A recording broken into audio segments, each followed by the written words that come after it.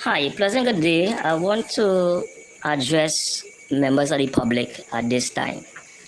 I am from law enforcement, like I say, and here I am at the residence of the apartment of another police officer, where yet again the police come to this apartment and practically break down, break down a female police officer front door, break down bedroom door leading into her daughter's bedroom apartment on the premise that they receive a report that somehow the police officer, that's myself, involved in sexual relationship with the child.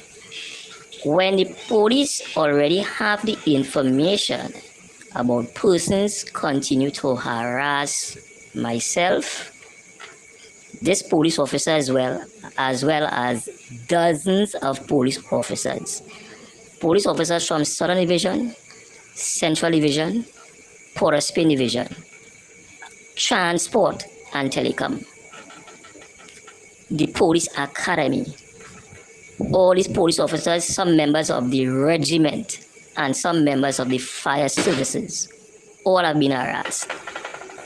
I have spoken to the inspector of the cybercrime on November the 19th, 2019, with the assurance that the police will look into this. We in 2024, and this harassment continues. I am pleading and reaching out to persons in authority who can bring some change and relief to the vast number of persons, because last time we count, we have almost 100 persons being harassed by the numbers I just provided. We talk about pastor in church, going on the church site, harassing people in high office, harassing people in license office, harassing people at VEMCOT. And the list goes on, and the police does nothing. Nothing. Right? Only Mr. I.A.N. Alleyne we can try to reach out to see how we can highlight the situation, and so hoping and being optimistic as a national citizen that something comes out of this before somebody gets hurt. You will highlight and see the damage the police inflict here. You have a strength of some 7 police officers coming to break down a door, and sometimes when you hear there are crimes being committed, you hear they don't have a vehicle to respond. They don't even have a vehicle to respond, much more this kind of manpower. To come here to expose again police officers to have no unable to secure themselves when I march down people front door like this. So I'm reaching out, please, with somebody in authority, act on this. If persons from TSTT, persons from Digicel, somebody within the SSA or somebody within the TTPS is assisting or providing or behind this kind of misbehavior and mischief, to please bring this to an end. Right? A lot of misleading information is being put out there that led to the female police officer being arrested. So it coming like these perpetrators winning the battle by going to police stations and making false report and having the police wasting police time and wasting state resources when citizens crying out, and resources could be go to elsewhere where citizens need the assistance. Coming and responding to this false information which the police already know, or certain police already know.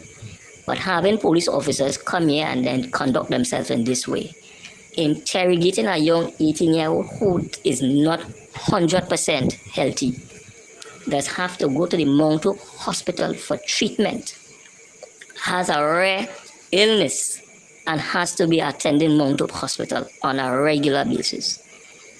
As national citizens and as law enforcement persons, we cannot be subjecting ourselves to this kind of thing. We cannot. We are expected to reach out and to assist members of the public persons we don't even know. And while at the same time, when the same law enforcement reach out for assistance, we are being denied and not being provided that assistance. So please, once again, if someone in an authority, either the DPP office, in the National Security Ministry office, or the leadership in the police service, some member, the executive of the police service, because there are senior persons who know about this already. The 283-3845 is very active. They create false Facebook pages and put up people pictures on it. These people knows what they're doing and have a strong view that they gain assistance from perhaps law enforcement. 283-3845. 283-3845. 334-9779. 334-9779. 344-1651. 344-1651. 269-3657. 269-3657. 272-3810.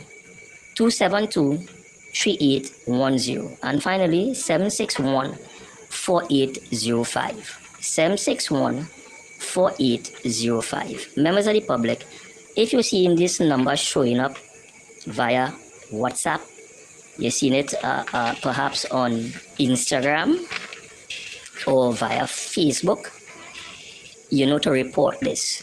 Don't mind the police not really doing anything about it. I being a member of the police service and my wife being a member of the fire service, both has been receiving text messages via WhatsApp, via Instagram. A lot of threats and harassment. Persons is telling you how you're dressed when they come. Persons taking picture of what vehicle that you're driving or you're traveling in. And persons providing the timings in which you're going and location of where you're going. And these information are accurate.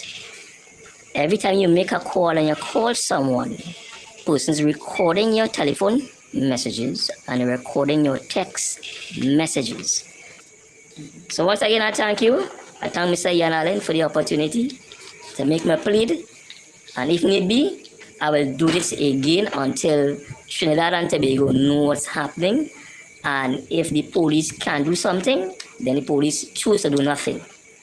But members of the public must be aware what's happening, and millions of dollars have been spent or allocated for law enforcement to deal with these kind of issues.